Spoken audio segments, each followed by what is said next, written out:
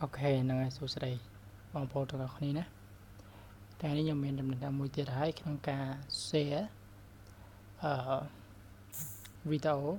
nè.ពី YouTube មកដាក់នៅលើ Facebook ឲ្យវាមានរូបធំធំគេហៅថាចាប់អារម្មណ៍ទៅលើអ្នកមើលអ្នក view របស់យើងបាទអញ្ចឹងតែត្រឹមវិធីសាស្ត្របែបណា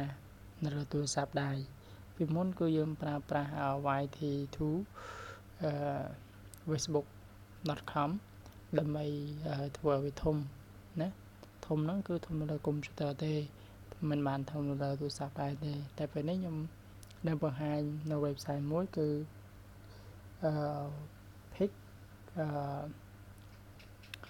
picture ណា C picture ហ្នឹង picture C ណាអូខេឡើងចូល browser web browser តាមទូរស័ព្ទដៃគឺ web browser Chrome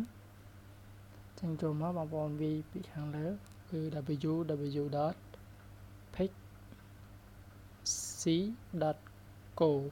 បន្តមកគឺវាឲ្យយើង pass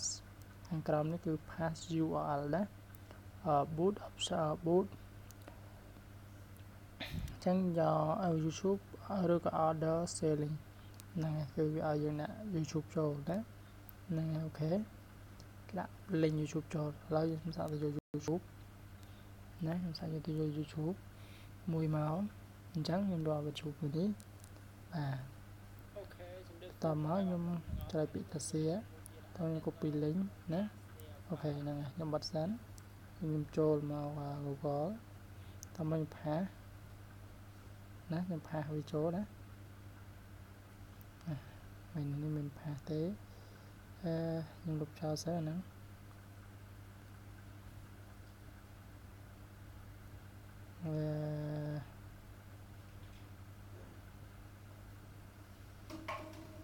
មិនក៏ចេញមកនេះមក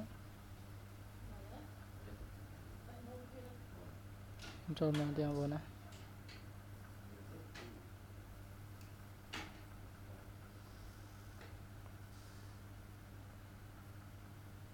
វាផាបងណាចាំទៅវានឹងលោតចេញមកអូខេហ្នឹងហើយឃើញលោតមកទៀតបងលោតបែបនេះមកហើយតាំងចំណងជើងតាំងអីមកហើយតមកបងប្អូនត្រូវចូលឡើងណាទៀតណាបងប្អូនត្រូវ copy link ខាងលើ select all មកណាបន្ទាប់មកយកពាក្យថា copy តបងប្អូនចូល Facebook ណាចូលក្នុង Facebook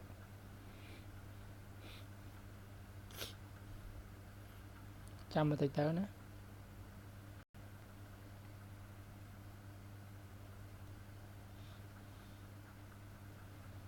តមកបងប្អូនធ្វើការ pass ណាធ្វើការ pass មកតមកបងធ្វើការលុបខាងលើក៏បានមិនលុបក៏បានសេថាមក៏បានមិនក៏បានធ្វើការ share